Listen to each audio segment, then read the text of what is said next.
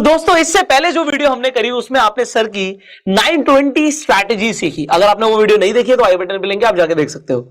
आज इस वीडियो के अंदर घनश्याम सर आपको अपनी एक स्पेशल स्ट्रैटेजी देने वाले हैं जिसका नाम है 220, 2:20 पे। बिल्कुल। तो कुछ धमाका होने वाला 2:20 पे। वो क्या होता है, कैसे होता है, वो सेटअप कैसे बनता है, कैसे उसे ट्रेड करते हैं, एंड आपके बहुत सारे क्वेश्चंस आपको जवाब मिलने वाला है घनश्याम सर की तरफ से। सो सर प्लीज सबसे पहले तो स्ट्रैटेजी समझाइए। देखिए 220 क्या होता है, देखिए मार्केट दो पार्ट में ट्रेड करता है। तो पहला मूवमेंट तो हमें ओपनिंग में मिल जाता है जी।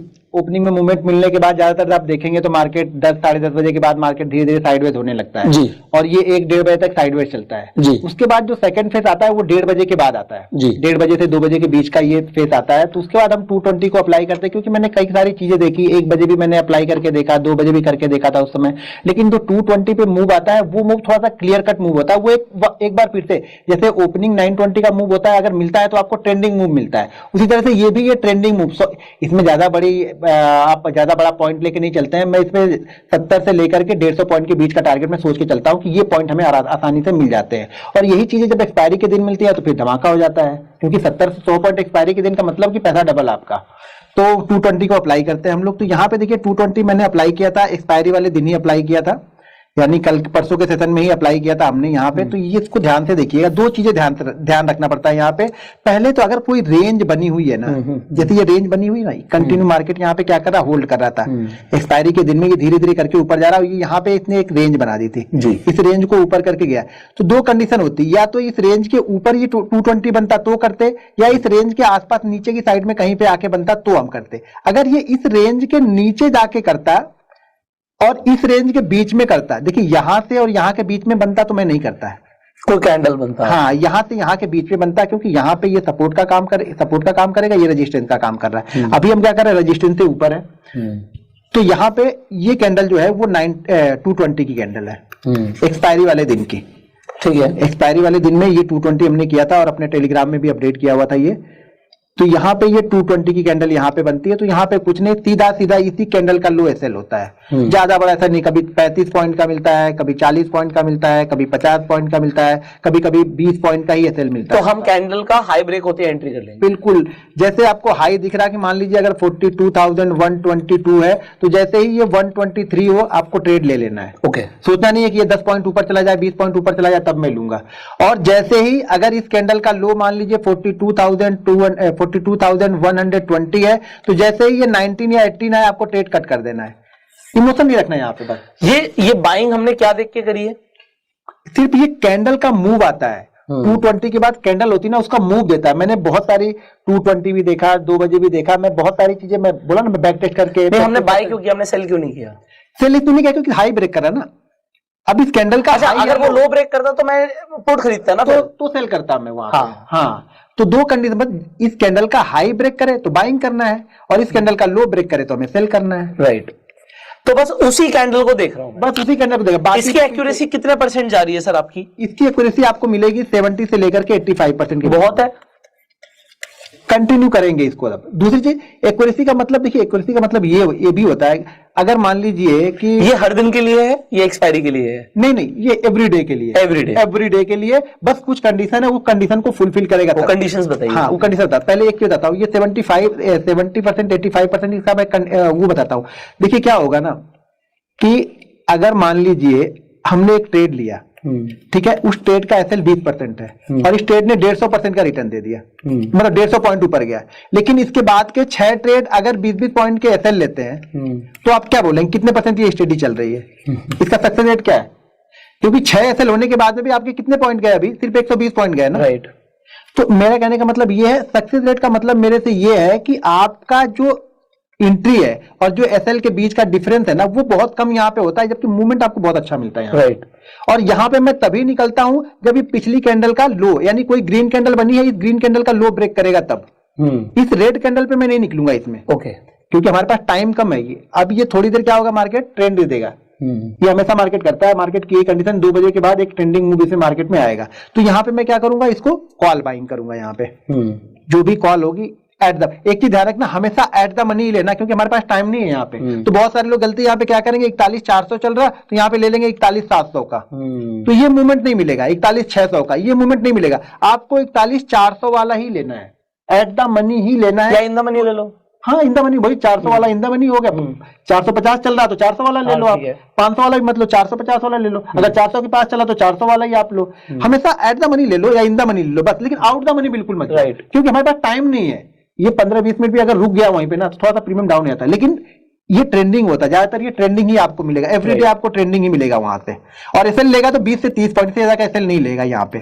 कंडीशन यहाँ पे सिर्फ एक चीज ध्यान रखनी है कि अगर ये किसी रेंज में बन रहा हो, जैसे ये रेंज है ना, अगर इसी किसी रेंज के अंदर में ही बन रहा, अगर मान लीजिए ये कैंडल हमें सेल साइड में जानी होती, ये लो को ब्रेक करता तो मैं यहाँ पे ट्रेड नहीं लेता। क्यों नहीं लेता? क्योंकि ये रेंज थी, नीचे ये सपोर्ट बन रहा था ना, तो 10 पॉइंट बाद ये सपोर्ट है, मैं 10 पॉइंट के लिए रिस्क लूंगा, तो यहाँ पे ट्रेड नहीं लूंगा। हमेशा इसके लिए ओपन जगह चाहिए होगी। मैं पीछे चार्ट कुछ दिखाता हूँ, उससे समझ में आएगा आपको।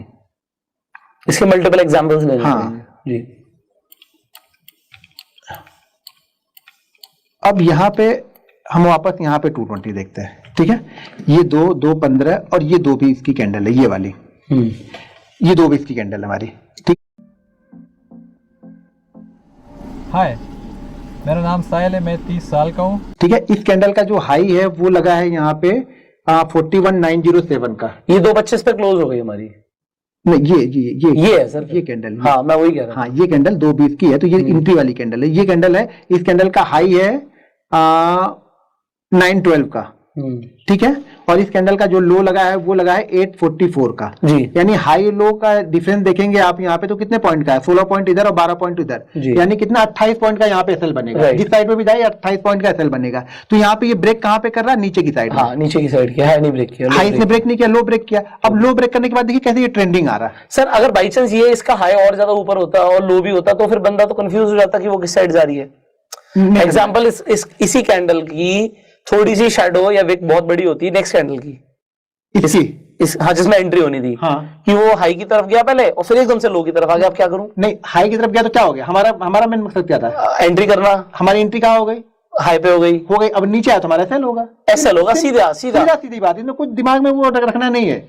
अब हाई गया तो हम एंट्री ले लिया वहां पे, अब हमें थोड़ी पता कि हाई जाके वो एसएल करने वाला है, हमें तो एंट्री लेनी है ना, पहले एंट्री लेंगे तो ही तो एसएल करेगा या टारगेट देगा। तो अभी फिलहाल के लिए जो हुआ वो देखते हैं कि अभी इसने लो को ब्रेक कर दिया। अब लो को ब्रेक करने के बाद यहाँ पे जो आपको ट्रेंडिंग मूव मिल रहा था वो मिल गया। हम निकलेंगे कब, क्या मैंने बताया था, ग्रीन कैंडल, एक ग्रीन कैंडल। वैसे तो मैं कहूंगा 3 बजे निकल जाएंगे, तो 3 बजे का मूव आते ही आता है। वो लोगों का एक अपना वो थोड़ा सा देखो एक्सपीरियंस भी तो काम करेगा ना, तो वो आपको कहाँ पे निकलना वो। लेकिन मेरा यहाँ पे एक फंडा यही है कि मैं यहाँ पे ग्रीन कैंडल बनती तो ही निकलता। आप ग्रीन कैंडल पे निकलते, बट अगर मैं इस पे होता तो मैं 258 पे निकल जाता, क्योंकि 3 बजे तो शार्प मूव आता है। मतलब अब होता था वो नीचे के साइड आ जाए, वो आ सकता है नीचे की साइड, उसकी भी कुछ है जो हम बैक टेस्टिंग कर रहे हैं कुछ चीजों पे, वो भी शेयर कर देंगे। बिल्कुल, बट ये है कि इस मूव में मतलब अगर मैं होता तो 258 पे निकलता। हाँ, और मैं आप ग्रीन कैंडल पे निकलते, ग्रीन कैंडल बना, और अगर वो रेड बनती तो आपको तो मजे आ जाते। हाँ, रेड बनती तो नीचे आता जाता है वहां पे। दो ही कंडीशन यहाँ पे, वो ठीक है, फिर आपका वाला ठीक है स्ट्रैटेजी कि ग्रीन पे निकल जाओ, ग्रीन पे निकल जाओ सीधे। हाँ। तो देखिए यहाँ पे कब नहीं करना है, देखिए कब करना है ये तो क्लियर हो गया कि कब करना है, हमें कब नहीं करना है ये सबसे इंपॉर्टेंट है, ये जानना बहुत जरूरी है। अब यहाँ पे ध्यान देखिएगा, जैसे ये कैंडल बनी हुई है हमारी, जो 220 वाली कैंडल है वो ये कैंडल है, ठीक है।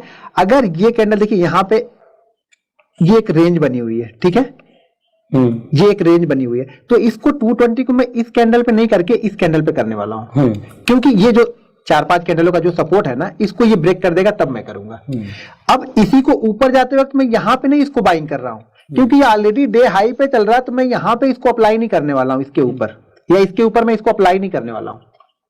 220 को मैं यहाँ पे अप्लाई नहीं करूंगा। नीचे के लिए मेरे पास रीजन है कि नीचे आएगा तो मैं इसको अप्लाई कर दूंगा, क्योंकि एक रेंज बनी हुई है और 220 के बाद जैसे कि मैंने बताया कि एक ट्रेंड हमें मिलता है, तो ऑलरेडी ऊपर का ट्रेंड तो चल ही रहा था, तो अगर अपोजिट डायरेक्शन का ट्रेंड मिलता है तो वो ज्यादा अच्छा मूव करता है। राइट, कभी भी अपोजिट डायरेक्शन वाला ट्रेड मिल रहा है तो वो अच्छा मूव करेगा, लेकिन कभी भी रेंज में होगा तो ट्रेड नहीं करना। अगर इस रेंज में बन गई और इसी रेंज में ब्रेक कर रहा है अपोजिट डायरेक्शन में, मान लीजिए ट्रेंड अप है, इस ट्रेंड को अपोजिट डायरेक्शन में ब्रेक करेगा तो मूव अच्छा मिलेगा। अगर उसी के साथ में जा रहा तो ये मूव आपका सस्टेन नहीं करता ज्यादा। राइट, तो अपोजिट डायरेक्शन वाला मूव कभी भी अच्छा होगा जो 220 में हम करते हैं। तो रेंज के बाद में अगर फ्री में बनते जा रहा है, ऐसे कैंडल बन गई, बनते हुए जा रहा है, तो जिस साइड में बनेगा उसी साइड में कर देंगे। Right. रेंज को खाली ध्यान में रखना, जब भी रेंज बनेगी ये तब। सर इसके अंदर और कुछ लिमिटेशंस जो आप बताना चाहेंगे स्ट्रैटेजी के? नहीं, बिल्कुल क्लियर कट है इसमें, Clear cut लिमिट नहीं रखना है, तो क्लियर है इसमें। ओके, सो आई होप आप लोगों को आज ये स्ट्रैटेजी बिल्कुल क्रिस्टल क्लियर तरीके से समझ आ गई होगी। एंड जैसे मैं बोलता हूं कि आपको जो वैल्यू मिल रही है ना, इसे प्लीज शेयर कीजिए, जिससे वैल्यूएबल इन्फॉर्मेशन, देखो हमारा मोटिव है आप लोगों के साथ जो इन्फॉर्मेशन नॉलेजेबल है, जो आपके काम की है, जिस पे आप एक्शंस ले सकते हो, वो शेयर करना। और ये इन्फॉर्मेशन सिर्फ अपने तक मत रखिए, इसे शेयर कीजिए। एंड इस प्लेलिस्ट को अभी भी आप शेयर कर सकते हैं, जिससे सर का जो टाइम है और हमारे एफर्ट्स हैं ज्यादा से ज्यादा लोगों तक पहुंचे। So share this video, share this playlist, and we will see you in the next video. Till that time, you can subscribe this channel, click on the bell icon, and we will see you in the next video. Till that time, you go self-made and Jai Hind.